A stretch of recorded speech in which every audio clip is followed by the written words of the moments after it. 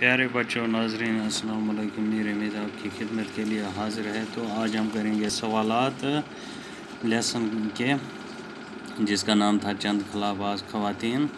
تو سوال نمبر پہلا جو ہے اس کا، وہ خلا کسے کہتے ہیں؟ تو اس کا جواب ہے زمین کی سطح سے تقریباً 300 کلومیٹر کی بلندی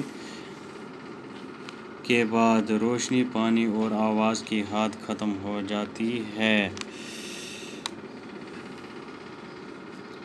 اور نہ ختم ہونے والی وسعت شروع ہو جاتی ہے، اسی کو خلا کہتے ہیں۔ تو سوال نمبر 2 پر آتے ہیں، خلائی پرواز کی ابتدا کب اور کس ملک نے کی؟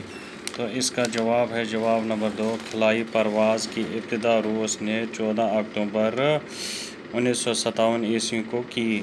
تو اسی طرح سے ہم سوال نمبر 3 پر آتے ہیں، سب سے پہلے خلا میں کسے بھیجا گیا تھا؟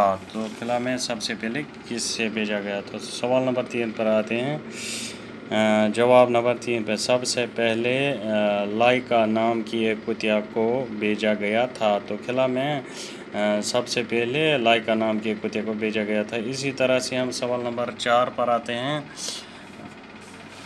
سوال نمبر 4 جو ہے، خلا میں جانے والی پہلی خاتون کس ملک کی تھیں اور ان کا نام کیا ہے؟ تو یہ کون عورت تھی اور اس کا نام کیا تھا؟